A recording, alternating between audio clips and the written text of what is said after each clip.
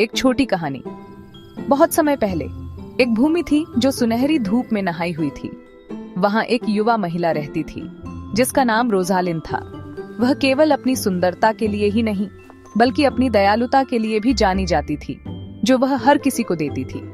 टूटे पंखों वाले पक्षियों को, जंगल में खोए यात्रियों को और यहाँ तक कि उन कांटेदार झाड़ियों को भी जिन्हें छूने से लोग डरते थे।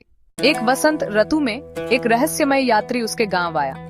वह एक काले चौगे में था और बहुत कम बोलता था। उसके पास एक अजीब छड़ी थी जो चांदनी में हल्की चमकती थी। गांव वाले फुसफुसाते थे कि वह एक जादूगर है, लेकिन रोजालिन ने उसे गर्मजोशी से स्वागत किया और अपने परिवार के फूलों से ढके आर्बर के नीचे उसे आश्रय दिया। रोजालिन की करुणा से प्रभावित होकर यात्री ने अपना रहस्य बताया। वह सच में एक जादूगर था जिसे दुनिया के दर्द को ठीक करने के लिए एक शुद्ध हृदय की तलाश में पृथ्वी पर भटकने का श्राप मिला था। उसने रोजालिन को एक बीज दिया, छोटा, सुनहरा और छूने में गर्म। यह कोई साधारण बीज नहीं है, उसने कहा। इसे प्यार से लगाओ, धैर्य से सींचो और बलिदान से इसकी रक्षा करो। अगर तुम ऐसा करोगी तो यह दुनिया का पहला गुलाब बनेगा। रोजालिन ने गांव के किनारे बीज बोया, जहां सूरज और हवा बराबर मात्रा में नाचते थे।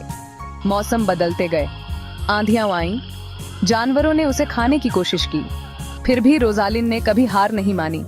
वह उसके लिए गाती थी, उसकी रक्षा करती थी, यहाँ तक कि खरपतवार हटाने के लिए अपनी उंगलियों में कांटे भी चुभा लेती थी। एक सुबह जब भोर हुई और आकाश हल्के गुलाबी रंग में रंग गया, बीज आखिरकार खिल गया। एक गुलाब निकला। उसकी पंखुड़ियां लाल थीं, उसकी खुशबू मीठी थी और उसके कांटे तीखे थे। गांव वाले आश्चर्यचकित होकर इकट्ठा हो गए, क्योंकि ऐसी सुंदरता उन्होंने पहले कभी नहीं देखी थी। जादूगर खुशी से रोते हुए लौटा। तुम्हारे प्यार ने श्राप तोड़ दिया है, उसने कहा। अब दुनिया भर में गुलाब खिलेंगे, सबको याद दिलाते हुए कि सबसे शुद्ध सुंदरता देखभाल, साहस और बलिदान से पैदा होती है। रोजालिन उसी दिन गायब हो गई। कुछ लोग कहते हैं कि वह खुद गुलाब की आत्मा बन गई, जो बगीचों और दिलों की रखवाली करती है।